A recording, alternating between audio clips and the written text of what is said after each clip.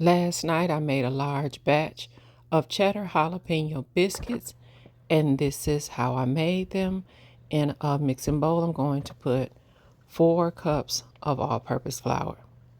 Now, let me just say, you can use self-rising flour if you like. I didn't because I didn't have any.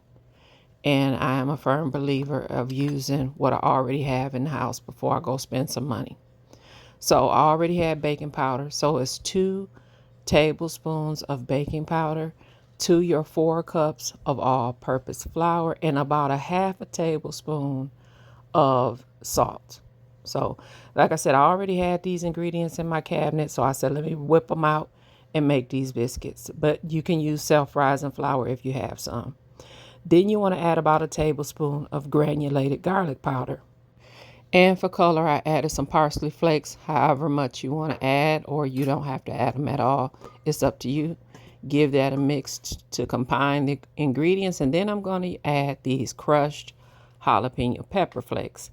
And again, however much of this you want to use is totally up to you. It's all depending on how much jalapeno flavor you want. So I added some crushed jalapeno flakes, and now we're going to shred 2 sticks of cold butter. I'm using salted butter, but you can use unsalted, whatever your preference is. It really doesn't matter. So we're going to shred these 2 sticks directly into our bowl. I honestly don't like using this method, but tonight I was in a rush, so I said, why not? Only because I feel like I waste a lot of butter when I do that. But anywho, that's what we're going to do. And you want to toss that butter in with the flour. This is a 12-ounce bag of sharp shredded cheese. Woo. I think I use anywhere between 8 to 10 ounces of it, but you can use the whole bag if you want to. It's really about your preference. It'll all work out in the end. Now, I missed my footage of the first cup of buttermilk, but this is another cup of cold buttermilk. So altogether, I used 2 cups of cold buttermilk. I don't know what happened to the footage of me pouring the first one. Give that a mix, but I like to do it 1 cup at a time. That's the thing, to get it thoroughly mixed in the dough. Now get you some flour for your board. I have a separate cutting board that I use just for doughs and cookies and things like that. So I'm going to flour that board and turn my dough out onto this floured board, and the dough is sticky.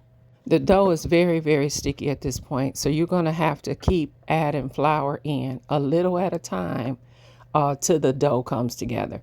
Now, it is important to do it a little at a time and do it just until the dough comes together, because there is a such thing as adding too much flour. So we're just going to keep folding our dough, adding a little flour at a time, and you will know when the dough has come together, especially if you're using your hands. You can feel it. You can feel that it's no longer as sticky as it was, and it's more of a solid mass than it was before. And then you're just gonna keep on turning it and adding the flour. And the goal here is to pat this out. Once it does come together, you want to pat this out into a even square as much as possible. I would say it's about an inch thick, maybe, yeah, about an inch thick, maybe slightly more, but not too much more. So once I get it all patted out evenly, here's my biscuits. I'm gonna start cutting out my biscuits. I am using a large biscuit cutter, but you can use a smaller one. I call these my dinner size biscuits, and I'm like the only woman in a house of men, so I tend to make larger biscuits. And I am going to use all of this dough. So once I get the first round cut out, I'm going to bring my dough together again and pat it back out. And I'm going to continue to cut out my biscuits until I've used all of the dough.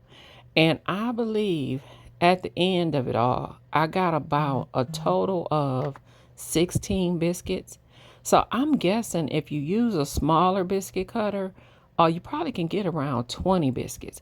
If you don't have a biscuit cutter, it is okay to use a jar. You can use a can, a empty can. Or you can pat it out in a square and cut them in squares. You don't have to cut them out in rounds at all. You can cut them in squares as well, just using a knife.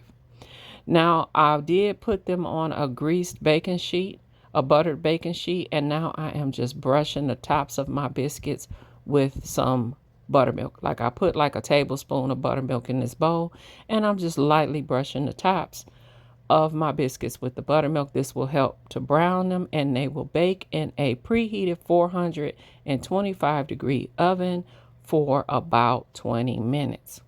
And this is what they look like when they come out the oven. I am just pouring on some melted butter on top.